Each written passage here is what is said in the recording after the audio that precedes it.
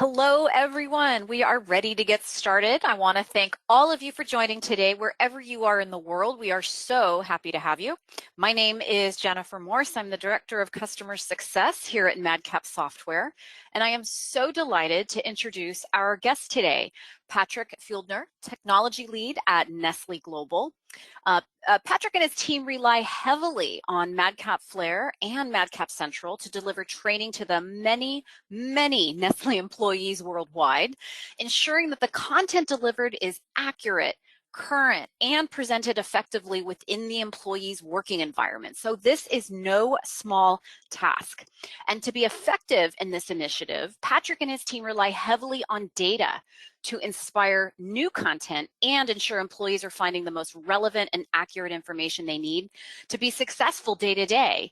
And today, Patrick is going to give us a peek at how he and his team utilize both Central Analytics and Google Analytics to keep this evolving initiative successful and reduce internal IT costs, which who doesn't want to do that? So, as always, we have a lot to cover today. So 2 quick items of business before we jump in. If you wouldn't mind advancing the slide, Patrick, thanks so much. Just for everybody's perfect, thank you. So just as a reminder, before we get started, we will be recording this webinar, so we'll send out a link to the recording to everyone who's registered. There's also a question panel in the GoToWebinar console. I would encourage all of you to drop in questions there. We'll be getting to those at the end. Whatever we don't get to live, we'll follow up with those folks who have asked questions that we didn't get to address live here on the webinar. So Patrick, thanks again for joining. So happy to have you. It's always great to talk with you. We're so happy to have you share your experience and your insights. I know you have so much to cover, so I'm going to go ahead and turn the floor over to you. All right, you can hear me, right? Yes, you sound fantastic. Good. Okay, good morning, everyone in the States. Good evening in Europe. So my name is Patrick Fueldner. I'm technology lead in the Workforce 360 Technology Learning Center in Nestlé IT. And we've been using Flare for 6-7 years by now, and to produce different outputs that we produce for our technology product owners, software product owners. And as Jen mentioned, we use data and analytics heavily to give people feedback on how everything is used. So in this webinar, we're going to take a look at first a little bit about our team and what we do, how we use Flare to produce what we call the Leap Learning Centers. That's the Flare-based knowledge repository. We talk very briefly about the IT product owner struggle and how data comes to their rescue. Then we take a look into the product owner dashboard that we produce for them. After that, I'd like to look into the different tools that we use as data sources and for data visualization. There's quite a bunch of tools, actually. And we'll have demos. So I will show you how we extract data from Central to go into Google Data Studio, and then some kind of round trip, like how a data tag travels from Flare to different tools until it ends up in a dashboard that a product owner would want to look at. And then we conclude to see why we're doing this, what's the value of all this data. Okay, so as you see, there's a bunch of demo going on, so I have to jump into browser windows and tabs and switch, and it has to load, so please bear with me if there's a delay in this. I hope it doesn't break anything. If it does, we'll just try it again. So then let's dive in. So we're the Workforce 360 Technology Learning Center in Nestlé IT. We help IT product owners increase user adoption and engagement. IT product owners are basically product managers, so the people who own a software tool that is used internally. We also help then end users of those tools to be more self-sufficient and efficient in completing the tasks at hand by providing different types of learning technology, different types of documentation, insights, guidance, engagement tracking, and all these things to help users make it easier to find their way around all the softwares that they have to use. As every year there seems to be more software products that everybody has to learn and to relearn and to use. So many people struggle with that. So with our offering, we want to increase employees' digital dexterity. That's a strange term, but Gartner actually defined this as the ability and ambition to embrace existing and emerging technologies to achieve better business outcomes. So that's basically how well people use technology, how willing they are to embrace new technology, because there is no escaping from new technology. It's there all the time. So we want to make that easier for both the end users and for the product owners. So we create performance support systems and also some more traditional learning products for and with the IT products team in a center of excellence approach. And that means we, especially for our Flare-based content, the Learning Center, we kind of use a crowdsourcing approach. We have a common framework so that all our published content looks the same. We take a look into this later. And we have several page templates that we can offer users. And we offer that to them. We create template pages for them. They fill it with content. Usually they are not technical writers. They're just SMEs normally. They fill it with content and we bring it back into the Learning Center in this round trip. Okay, let's go to the next slide. Here we take a look into our different product pillars, so to speak. On the left, we have the learning centers that I have mentioned, a Flare-based self-service learning and documentation center that's enhanced with interactive software simulations. In the middle, we have LXD, that's learning experience design. Here we employ different technologies to produce things like introduction, overview videos, animated cartoon videos for the product demos, for introductions, engaging e-learning programs, and also interactive online workshops, ever more important in the last 12 months to have everything online and interactive instead of in person. On the right is our newest baby, the DAP, Digital Adoption Platform, that's based on WalkMe for us. And we have this actually split into 3 columns. WalkMe for web applications. WalkMe is kind of an overlay that works on web applications to help users and engage them in the moment of need. Where they might look for help, it pops up to help and guides them through the processes. WalkMe Workstation is a notification hub and desktop engagement tool. And Digital Experience Analytics is also a module out of WalkMe that helps to measure and analyze user engagement and feature adoption on software products, specifically web applications. That just as a side note, in this webinar, we're going to focus on the left column here. That's all it's about. Okay. So our LEAP Learning Centers, LEAP is what we brand our learning centers. LEAP is an acronym that stands for Learn, Engage, Assist, and Perform.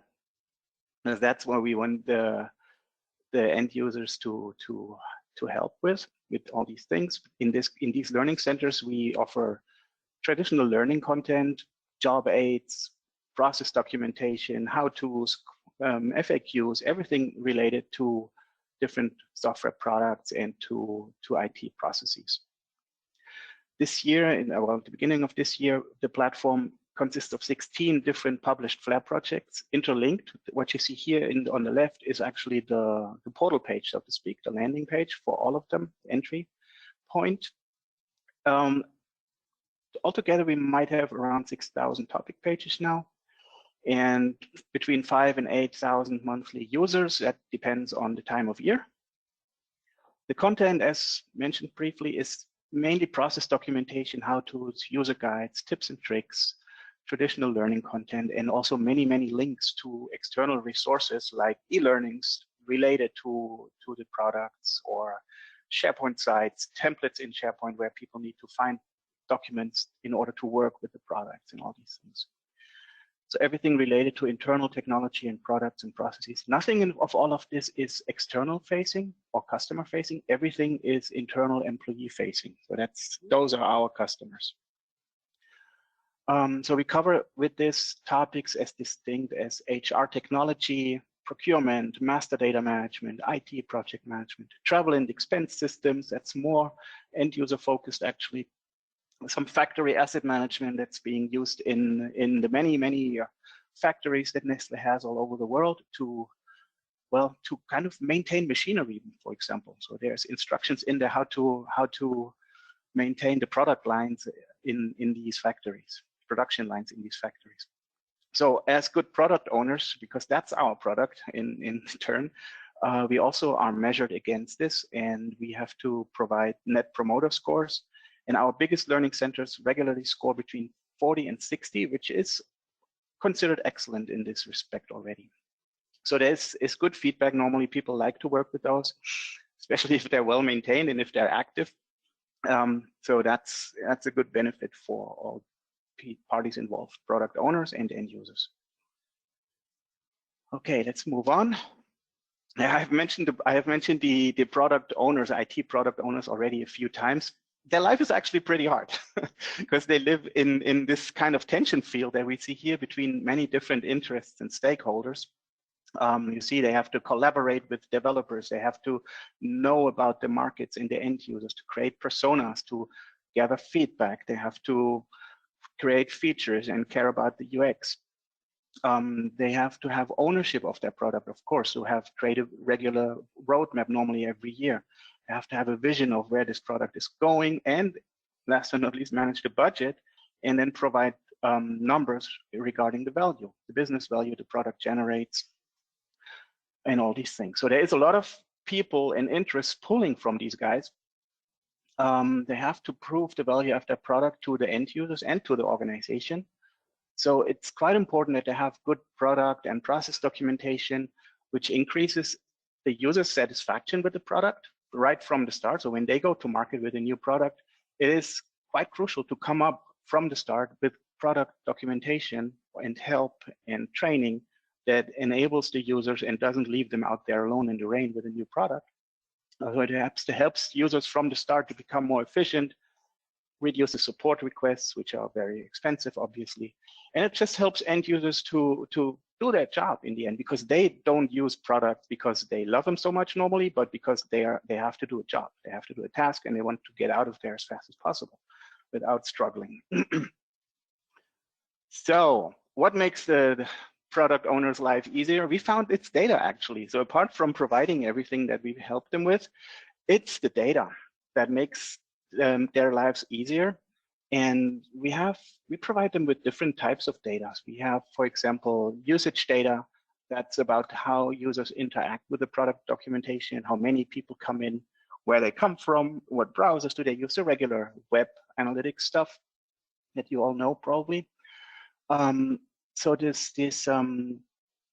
the data that we have as well as engagement data that helps identify how users interact with specific links or buttons that point to external documents or training resources.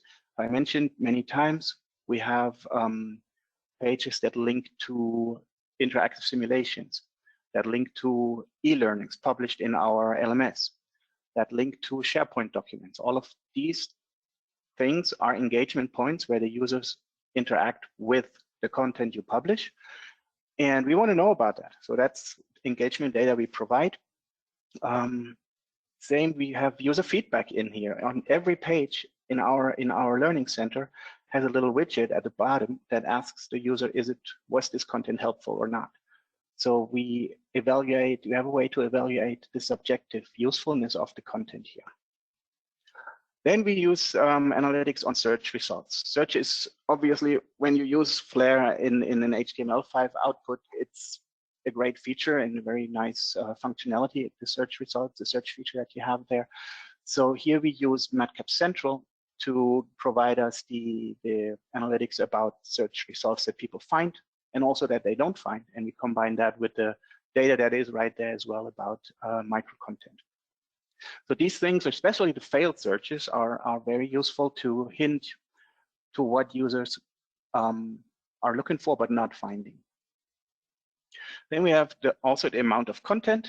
That is just like the amount of pages that we have in each learning center and how this evolves over time. So we have statistics there for the last 2 or 3 years that show how each of our published Flare projects has evolved, how it's grown, or we see also some of them regularly go to cleanup periods where they kind of cull pages that are not being used anymore, just outdated. So we see how this fluctuates, how the curve of pages in each learning center goes up and down. Content quality is an interesting point here. we analyze the linguistic quality of each published learning center with a tool that's called Acro Links.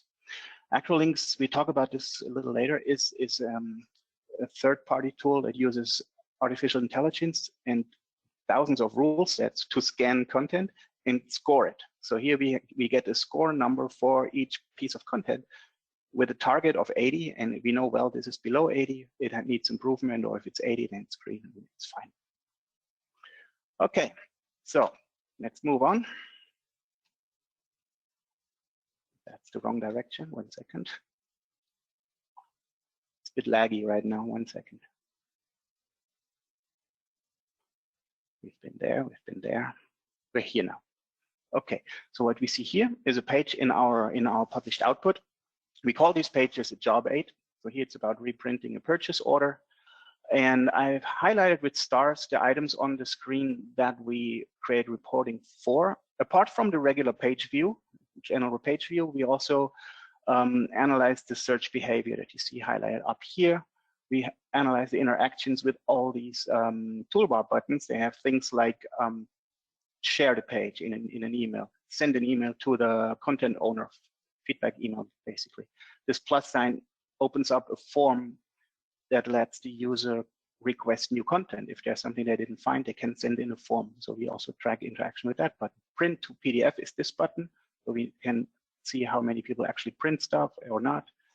This is a mobile view and the QR code. It allows them to send the QR code to their phone, and a help page that tells users how to use the knowledge base, how to improve the search functionalities and these things. Very important for us are these see it, try it buttons. That's the interactive simulations. So these open in another window. They open a simulation of the process that is being described on the page. See it in a kind of demo mode, try it in an interactive mode where the user can actually click around as if they were in the real software. It doesn't advance, that video doesn't advance until the user clicks in the right places. At the bottom, you see the feedback widget I spoke about. So here, users have the option to just vote helpful, yes or no. And here on the side, you see at the bottom of the TOC, you see statistics and analytics, because that's where we present the dashboard to the user. So the content owners, they find the dashboard with all the analytics points that I just spoke about right in their own published learning center. In the beginning, we published those standalone only and provided them with a link, but they didn't use it. It's just too remote if you have a link somewhere. So we figured out, well, it makes more sense to have it right here where they kind of expect it, or they can't escape it at least, so it's always there. It's an embedded iframe. So this thing here in the middle that you see is actually active when we go into the output. And from there, they can also launch a full-size preview. Not preview, a full-size view in the right tool. Okay. So now let's take a look at the dashboard itself. I'm going to move to let's go here. So we are here. This is the dashboard in Google Data Studio about the source to pay help center, which is this one. Same we had just in the example in the presentation. Here's the live site. Here's the dashboard to it. And as I mentioned, it is embedded here on this page. There's the iframe loading. And when we click on this iframe, there's a way to go into full-size view, which is then this thing. And here we see this dashboard has 4 pages. On the first, we have usage statistics, see how many user sessions, page views, new users based on cookies. These things, how it fluctuates over the month and compared to the previous month. You see clearly here the weekends, that's the valleys, where users come from, pretty much all over the place. The main pages that are being used, countries again, devices and browsers, statistics. That's statistics regarding to the click on the see it, try it buttons that launch the interactive simulation that we just mentioned. Take a look into this again later. Let's take a look at the second page. Second page, here you see about the search behavior. This data comes from Central, You see, it kind of mimics the view in Central, but both about results and non-results on the same page, combined with this figure here, which comes from Google Analytics. So here we combine two sources of data on the same page in 5 different visualizations. So later on, we take a look in how this data comes out of Central and into this Data Studio dashboard. Third page, that's the feedback widgets results. It's actually not so many right now because we reintroduced these widgets just about 4 weeks ago around this date that you see up here. So 60 people have used it. Still, results is not too shabby, not too bad. You see how this distributes, and you see on which pages they clicked yes or where they clicked no, and how often. You see exactly that's the path and the title of the page. So this page is quite popular. 6 people have pressed yes in the last 28 or 30 days or whatever that is. This time frame is configurable here. So this gives us the overview about the feedback. And on the last page, we see the numbers of pages, how this evolved over time for this learning center. And the Acro Links content score quality. You see how this is? It's well, it's kind of mediocre, average. How this evolves. We don't do this every month because it's an extra step to run the scan. So now we kind of do this every quarter and then update this number in here. Same, this number here, the number of pages comes from Central in part. There is also a figure that's the number of topic pages in the project. Here, it's a manual process to copy and paste that number into a spreadsheet. Okay, so that's this for now. That's the customer-facing dashboards. We also have team internal dashboards where we use the same dashboards here. For example, we have then this, for example. Let's take a look. Where is it? Yeah, all of our them, you see them here. We have one that is for all data. It's kind of an aggregated view across all of our published learning centers. You see how this goes, your distribution for these individual published projects. The one that we looked at just now was this one, source to pay, makes up 25% of our user base, so to speak. And we also use Power BI to create additional analytics, internal facing, team facing analytics. And for the easiest access, we publish that on a SharePoint site where all of these different dashboards that go to our team are embedded in a SharePoint site. Okay, let's go back to the presentation for now. That's here. Hope you can see it again. Yeah, so this is what we just looked at. So on the top, we start with the content layer. That is obviously Flare, source files. From there, we have the Flare published output that we just saw. That sends information into the data source layer. And there's a number of tools in the data source layer. First of all, Google Tag Manager. So Flare output sends tags or data tags to Tag Manager. From there, it goes into Google Analytics. From there into the Google Data Studio dashboard, which is the presentation or visualization layer that we just saw. That's right here. On top, we have Acro Links, as mentioned, that analyzes the Flare published output for linguistic quality, and the data goes straight into Google Data Studio. We actually have a direct connector between Data Studio and the Acro Links server. And MadCap Central on the right as well provides, as I mentioned, the search data into Data Studio. Plus, we have data from Central, the same search information also go into Power BI in an aggregated view for our internal team. And we also take data directly from Flare actually into a Power BI dashboard. And here we use the file view in Flare. As you see under the view ribbon, there's a file view that you can export into a CSV file. And that gives you an overview of all the topics in your project with the topic title, the topic description, and everything. So we use this to create kind of a catalog of all the Flare pages that we have in the different pages, along with all the metadata, the descriptor, and a direct link to each and every page. If you have more time, you can look into this a little later. So now I would like to go into presenting each of these tools just briefly before we go back into a demo. So first, Google Tag Manager as a data source is a free tool from Google actually that allows you to deploy various types of code tags to your website. So good examples of tags would be Google Analytics tracking code that you probably already know, and Google Analytics event codes. That for us is the most important one. If you have a shopping site, you might also be familiar with Google Ads conversion scripts and remarketing tags and these things. There are more tags that you can add with Tag Manager. Like also, you can even create custom codes that just inject code into your site if that's required. You can even use Tag Manager to inject JavaScript code into the site, but that's a different story. Google Tag Manager does not replace Google Analytics. I mentioned down here, it replaces the Google Analytics code snippet. So if you've used Google Analytics before, you have deployed a Google Analytics code snippet in the master pages. If you start using Google Tag Manager, that Analytics snippet is replaced by a Google Tag Manager snippet. But Tag Manager and Analytics always work together. So Tag Manager is basically just replacing the snippet in the master pages, but in the end, the events that are generated in Tag Manager get sent into Google Analytics for reporting.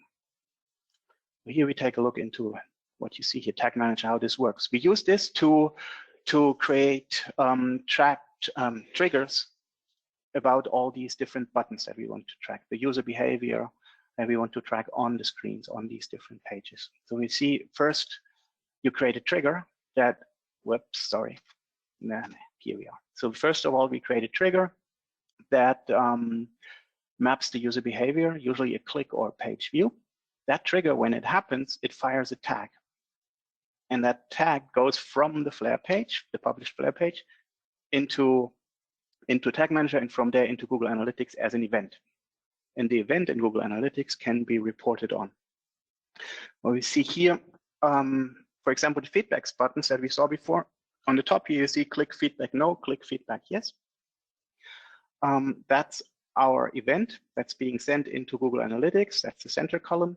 And on the right, you see the triggers that actually trigger the event. So the first one, click no, you see there is an ID. There's an ID attached to that button, an HTML ID. And Google Tag Manager just watches out for whenever that ID is being clicked on.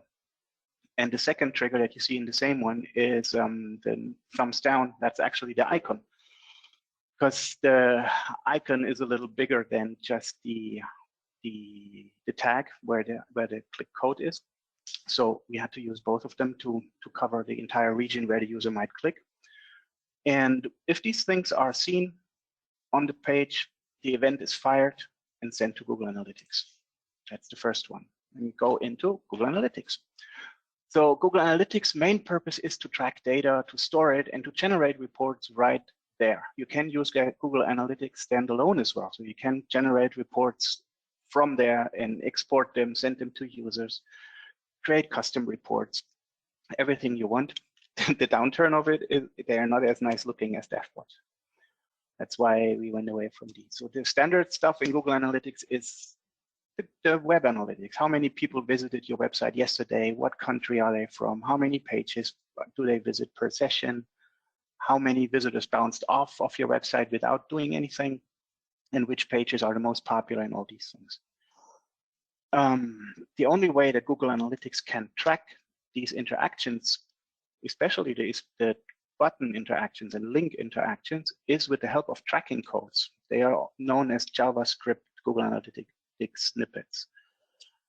Before Tag Manager, these tags had to be placed individually on the website where you wanted them by a developer. You can imagine how time-consuming this is if you need to create a custom tag for each button or each link you want to track and ask the developer or do it yourself in Flare and add that to each thing individually.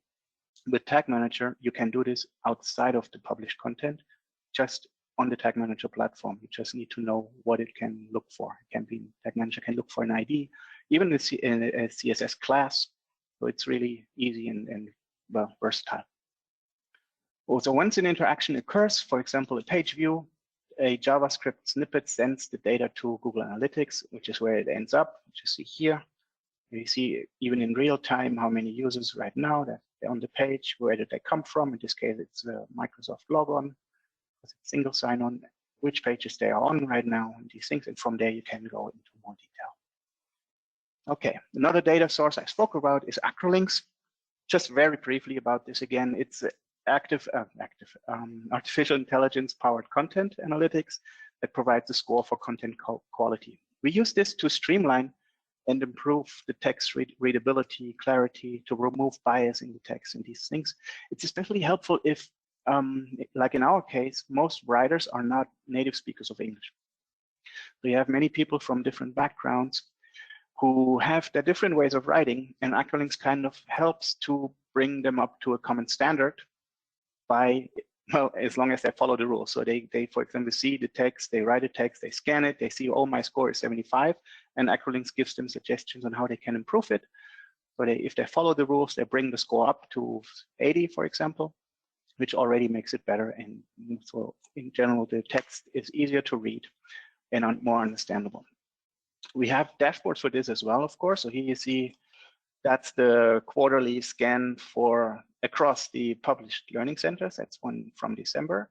You see how they score each of them. They're all kind of a little bit below the target score now. So we saw in the previous dashboard, we saw the score just for source to pay. Here's the compiled view for our internal team view. Okay.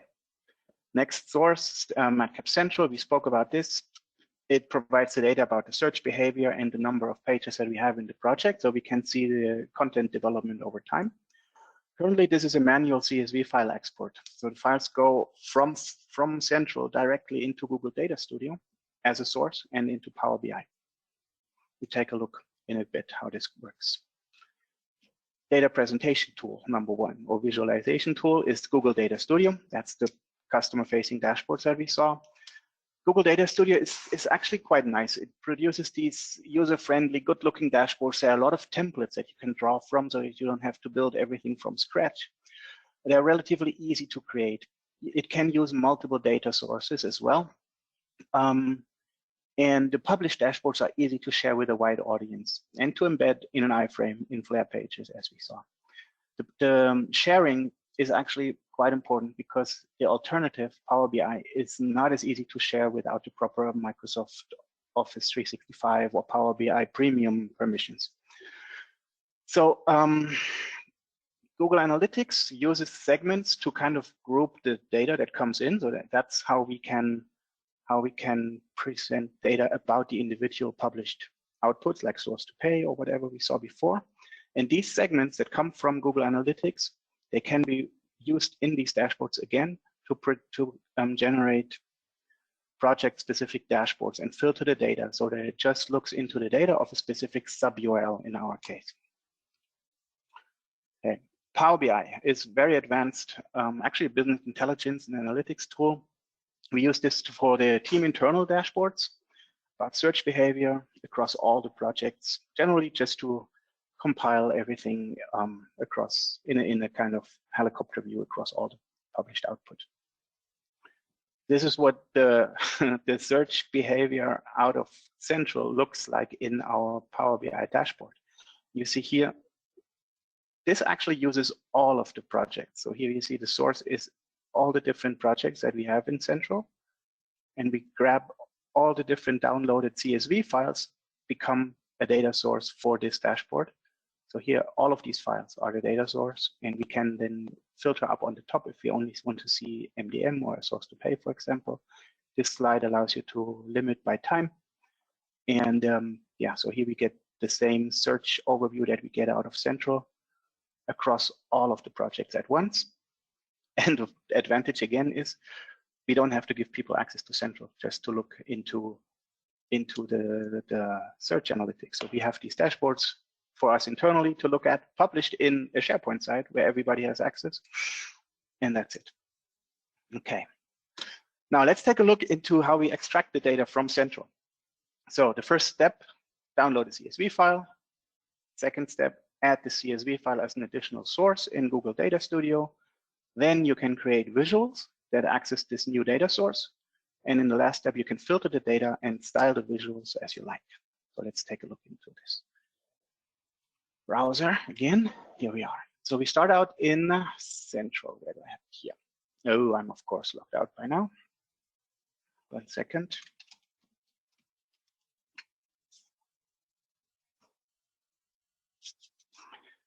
Okay, Central. And the starting point is here in the Analytics tab. And let's go again to the source to pay that we looked at before. So here we see now the search phrases. So if I wanted now to go and update my dashboard with the latest, I would just download this file about the search results. That's this button here. It downloads the CSV file, and I go to phrases with no results, download that as well. And I have them on my computer. And from here, I move into Data Studio. Let's see what I have here. Now we go into Data Studio, the main page, where I have the data sources here. Here you see already, I have a data source for S2P search results. That's what it looks like. And that's actually the data that we have in the CSV file. I'm not going to open the CSV file now. They are usually not very pretty, but the data in it is represented like this. If I want to update this, go one step back, and here we see this data source utilizes this file. So I can now just go and drag and drop the new version of the file into this page, and it would update. And after that, just reconnect, and the data source is updated. You see this one, I just updated a week ago or so, so I'm not going to do it now again.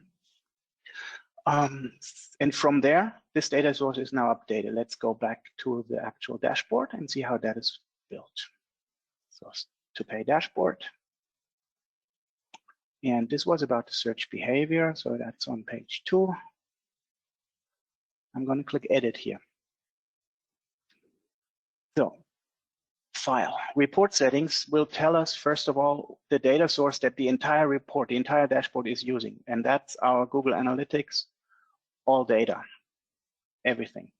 That's our general Google Analytics connector, which is for this dashboard filtered to look at only the content in Google Analytics that has a subfolder in the URL of S2P. So we can see only the data pertaining to our publish source to pay content, which is in the subfolder S2P. Okay, but these visuals here, they use a different data source. And we see that already here. So this visual uses the data source S2P search results. That's the one we just saw. You see here, that's the field in this. And these same fields, let's cancel out here. These same fields are visible then here and can be dragged and dropped into the visual as we like to see it. This one uses the query here. On the bottom, we have just a table that uses most of the fields that are available as a dimension to sort by.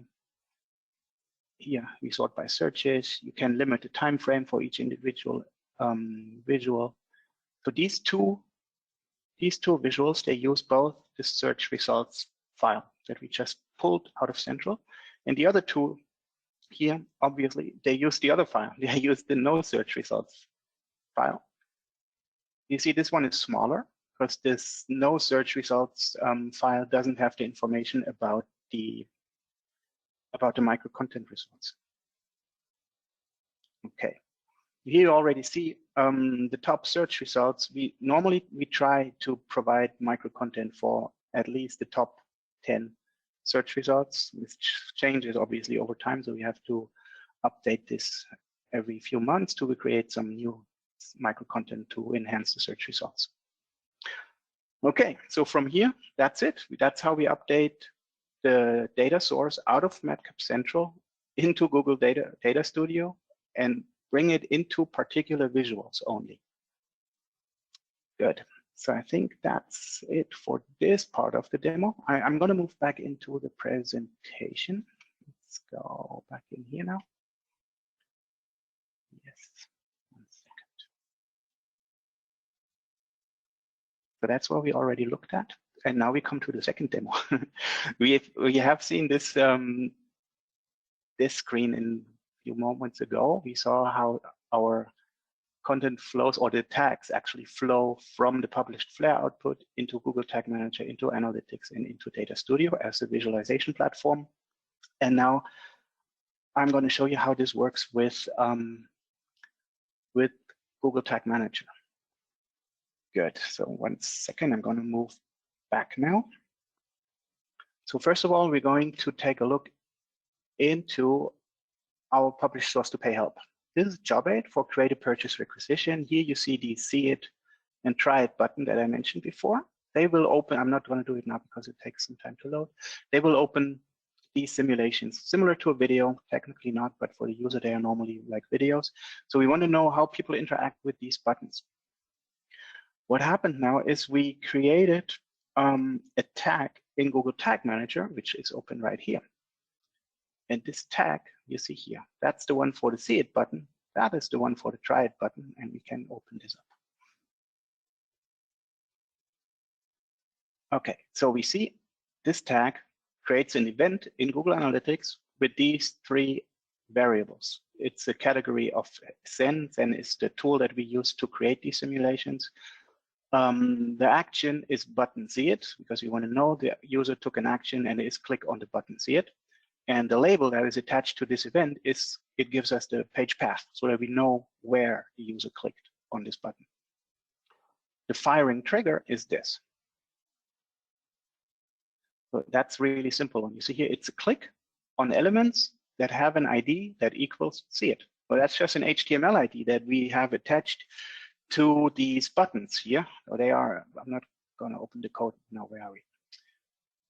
Sorry, that's here. So behind this button, there's a CS, an HTML ID that is just see it. And whenever a user clicks on this, Tag Manager picks this up, fires the trigger, and sends an event into Google Analytics.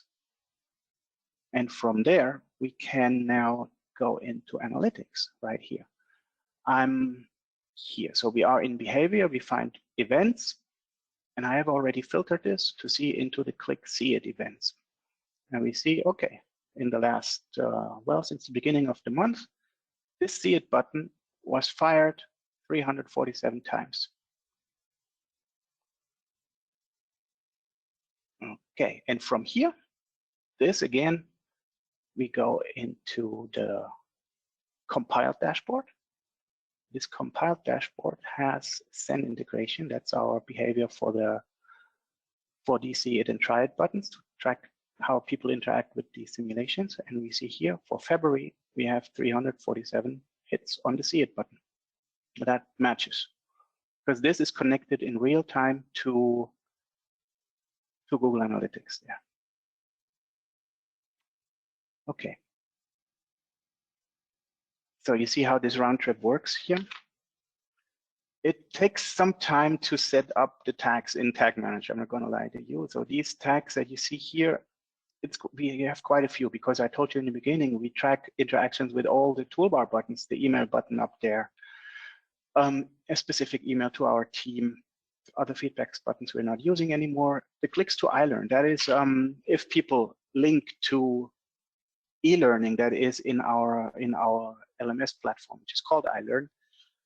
This gets picked up as well because there is a tag attached to these links. Let me take a look into it.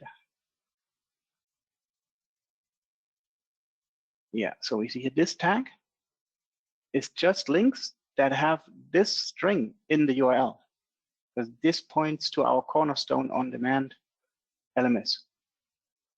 So anything where the user clicks on that is in e-learning in our Cornerstone system, that will trigger the event. Oh, the user just clicked on a link that goes to iLearn. That's the internal name for our Cornerstone system. Okay, so we can track how many users interact with the e-learning published links in our platform. There's a ton of them. It makes sense also to kind of plan this out a little. So I have started, when I did this in the beginning, to create a spreadsheet and to kind of think about the events we want to track, to find out which tags we can attach to them if they already exist. if the existing tags are the easiest, of course, that's if you have unique classes in your code that you can use. If not, then you know probably how easy it is to just attach an ID, HTML ID to any button, for example, in Flare, or any link as well.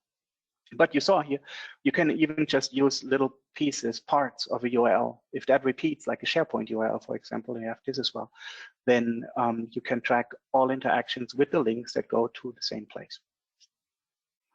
Okay. Right, then let's go back here. How are we doing on time? 1 second, 45, okay. Good, then let's go here. So what's the value of reporting dashboards for the product owners? There's an F missing here in the top. So we saw at the beginning, and being an IT product owner is quite hard.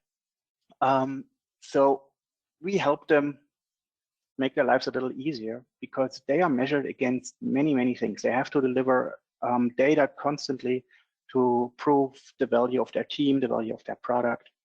So we help them to measure for the user adoption, as we saw. User adoption usually helps these guys, the product owners, to demonstrate the helpfulness of their content. They have to provide data about end user training, because as I also mentioned in the beginning, training is a requirement for new products. So they have to kind of be able to prove that they provided a minimum of end user training. So this requirement is fulfilled. User feedback, obviously user feedback on the documentation, to demonstrate the subjective helpfulness to the users. Then we have the process documentation at the bottom here says there is also a requirement that processes be documented, especially if they are, sometimes we have processes that need to be documented for compliance reasons. For example, when it comes to things like user recertifications for external cloud solutions. So there needs to be a process in place. That process needs to be documented, and the owner of the solution needs to be able to provide evidence that it is documented with a link. Most people use just a Word file that's linked somewhere on SharePoint, but that generates other problems like the links break, the file is outdated, nobody finds it anymore, all these things. So we have changed this to give the opportunity to use a Flare page to document that process and have kind of a fixed link, a permalink for this purpose. So all of these things help the product owners get the data that they need to provide, on the other hand, into other internal dashboards, and to help them prove at least part of the value of their product and the value to the end user, the receiver, as we call them sometimes. For us, the data that we provide is also the input for a continuous content improvement process. What you see here is kind of taken from the ideal world. This is not 100% the reality, but it is where we want to go. This is actually on our internal product roadmap for this year to, well, we have it implemented, but we want to follow through better on this continuous content improvement process. That means we sit down every quarter, every 3 months with the content owners of these individual published Flare projects that we manage for them. And we go through not only what is coming for the next quarter, like what do they want us to work on, what kind of content updates and maintenance do we need to do for them, but we also want to go with them through the numbers that we all just looked at. So we have these 4 main blocks here that I put down. We have the usage numbers. It gives us an indication, are they too low? Are they okay, or are they too low? How large is, by the way, the expected target audience? If you ask a product owner that question, more often than not, they're absolutely not able to give you an answer to that. So they don't know. So we try to get this number from them, because that's what tells us, if we have this number, we can be able to tell them, yeah, okay, the percentage of users of your documentation makes sense compared to your expected target audience of users. If we don't know that, then it doesn't make much sense. So we kind of push them into that direction, and that seems to work. They also need to provide that expected target audience number in other places, so they're being educated already in that direction. So did the usage numbers move into the expected direction during the last 3 months, or didn't they? We can tell them what are the most used pages, or which pages aren't used at all. So the trigger or the action item that can come out of this block is a need for communications or an awareness campaign if you think the numbers are too low. We can work with them to create more awareness about this published output, about the documentation that they have been working hard to put in place. So that's one thing.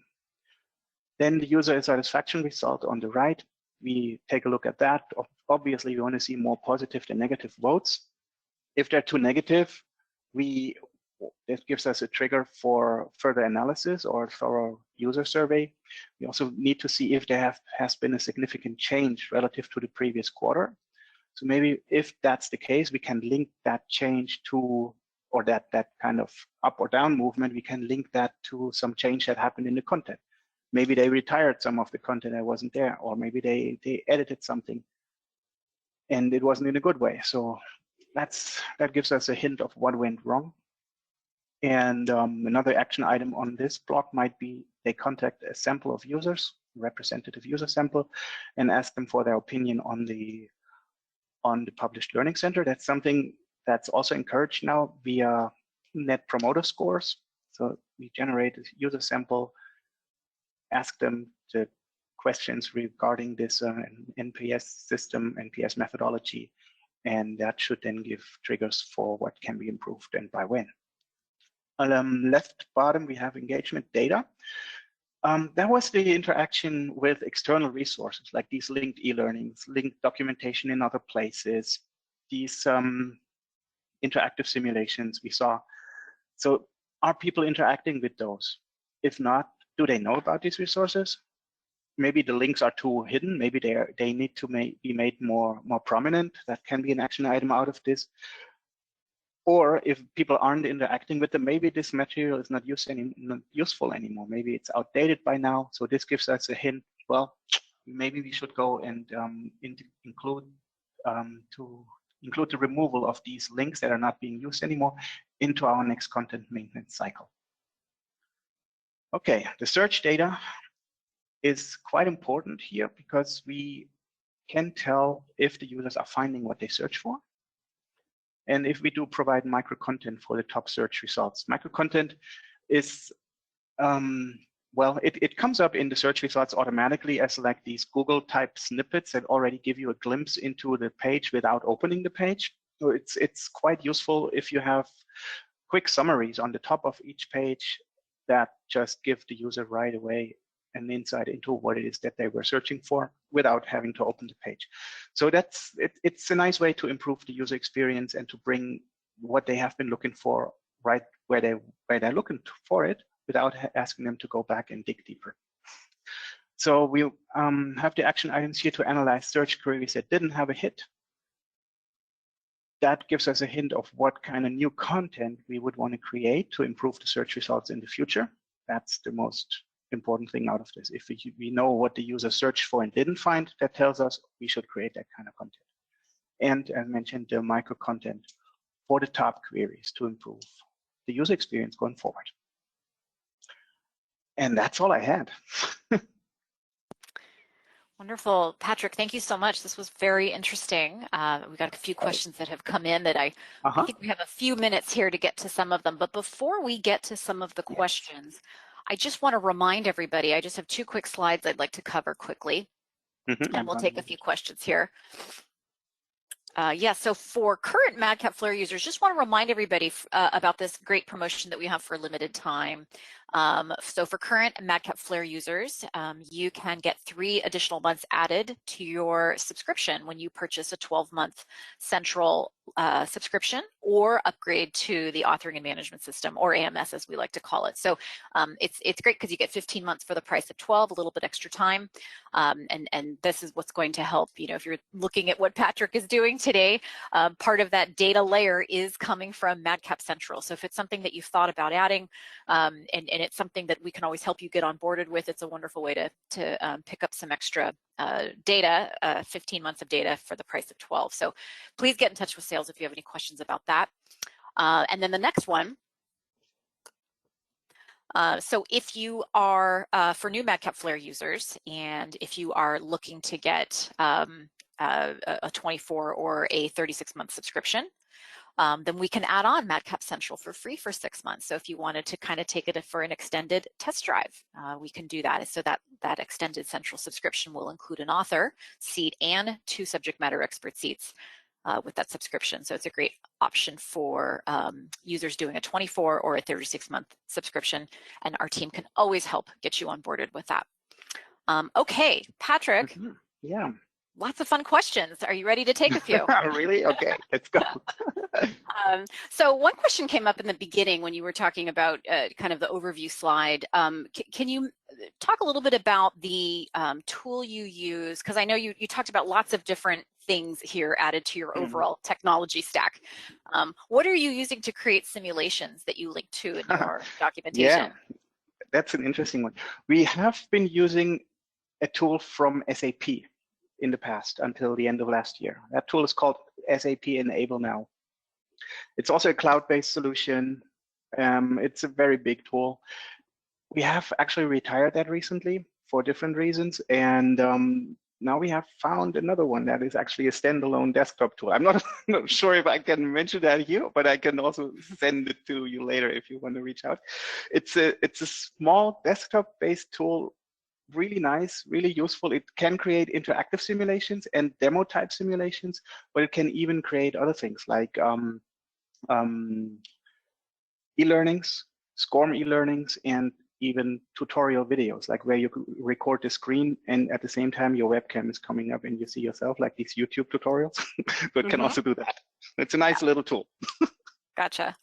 A question came in about the central analytics. How challenging, what was it like getting that central analytics set up? Did it require a lot of scripting on your end? Or can you talk, so the question was, can you talk a little bit about getting the central analytics set up and how did that start filtering in for you? Yes, so that was actually, for me, even surprising that it actually worked, because up until last year, we published all of our Flare content in-house in on-premise servers behind the firewall. So all you have to do to enable this analytics is to just check a box in the target, I think it is. In the target file, you enable analytics, you generate an analytics key that gets saved back into Central, and you forget about it. You don't even have to do anything else in Flare other than just assigning that key to the target. And then you publish wherever you publish. It can be in Central itself, it can be in your on-prem, and in our case now we just switched last summer we now publish into an Azure web application. So it doesn't matter, and that was actually surprising that even though it was on-premise behind the firewall, Central was still able to grab analytics from that published content. So it kind of sends the data from the published output using that analytics key that you generate in the target into Central. Is that right, Jen? Yep, that's right. Yeah. Okay. So in other words, it sounds like it was pretty easy. Were you able to? Yeah. So no brainer at all. Yeah. And then another question was about micro content. How are you, what's the data that you're using to help you with your micro content approach? How are you using Central for that? Well, mainly through the search results, as we saw. So we strive to provide micro content for the top 10 search results or search queries in each published project, right? So, and that changes over time because the search queries that people ask are not always the same top 10. So we kind of have more than 10 micro on more than 10 pages because of that. But that's our main goal, actually, to provide that at least for the top 10. Sometimes it's more, because sometimes we have specific content pages where they all follow the same pattern. So it's easy to create the same type of content or micro content for kind of the top of each of these same pages. Right. So in other words, so you don't have to kind of guess, right, how to start. You have data to show you the actual terms, right? But that's kind of the trigger. We see the search term that people are looking for, and we say, well, it's always nice to have this little snippet right in your search results. So let's provide the micro content for that. Yeah.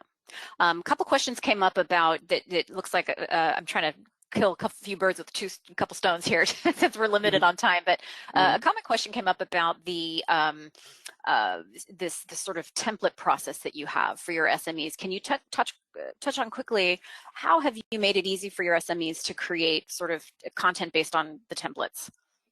Okay, so we have a number of page templates that follow kind of different purposes.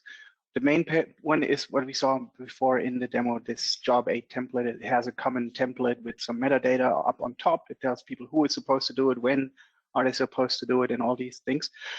Then we have others for learning journeys. We have demo content templates, all of these things. We came up, I think, with about 8 or 10 different ones, and we published them in an internal published Flare demo project. So that is, it's just a Flare project that holds all these demo pages with dummy content, and we publish that. And when we start to engage with a new team, we go through that with them. That gives them an idea of just what the frame looks like, what is the interaction and the functionality of when they work with that, this Flare project output, and the available templates, and also the navigation through the TOC and all these things. So it's all there in some kind of dummy demo project. Right. And then we usually use Contributor to send those out to them. Okay. Yeah. So you're sort of creating this sort of framework for them to make it easy to start. Yeah, the framework is always the same. We heavily rely on a master page in Flare, a shared project that feeds into all of these different projects, and they all use the same frame with sometimes differing colors. So we use CSS styles to just change the colors through a variable, and all the same templates. Very good. I think we have time for about one more. Sure. A question came up about Acro Links, actually. Does Acro Links analyze the whole Flare project, or can it be used to analyze sets of files? For example, all of those tagged with an author A, all of those tagged with an author B. Can you speak a little bit about that? Oh, Acro Links Acro Links has a plugin for Flare. Yeah. So if you have an Acro Links contract, you can use all the different integrations they offer, and one of them is a plugin for Flare, so that the author can scan individual files while they author them, and get feedback on what to improve right away during the authoring process. That makes sure the content is already up to quality before it is sent out, before it's published. And then we publish kind of in a batch approach. We also publish the folder that holds the published output, kind of the output folder.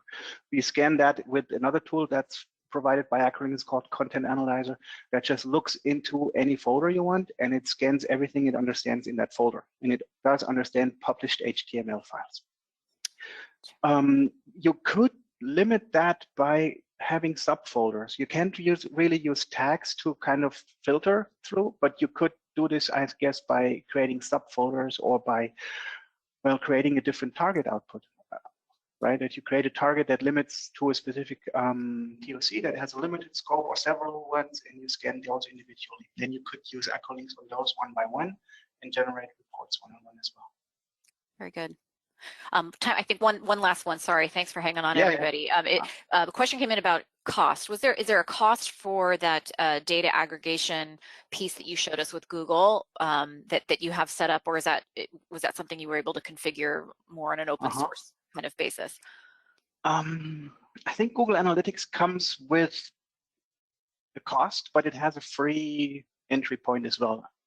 Okay. Same for Google Data Studio. I read up on this yesterday because I thought this question might come. So Google Data Studio comes with limited free capacity of, I think you can publish 5 free dashboard with up to 4 pages each, or something like this. If I remember correctly. And after that, you have to buy a license. Tag Manager on the other side is free. Okay. That's this thing to attach the tags to all the different interactions you want to track on the page. Great. Yes, it sounds like we can, if there's more interest there, there's sort of a pricing tier on their site for folks who need to incorporate all these things. Good. Yes. Okay. Well, I'm looking at the time, and we went over. Apologies, everybody. Patrick, thank you so much. This was such an informative webinar. It looks like we had so many great comments, and this was so helpful to see how you've aggregated all this stuff together, and really showing the importance of how data can really help you. Right? It shouldn't be scary. I mean, you've been able to bring these different data sources together and present it in an interesting way, really a wonderful best of breed approach, which is kind of fun. So I just want to thank everybody for joining today, and thank you for staying engaged and for your great questions.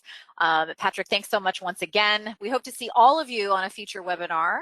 Hope everybody's staying safe and productive, and we hope you all have a wonderful rest of the week. Thanks again, everyone. Thank you. Have a great day. Thank you. Bye-bye.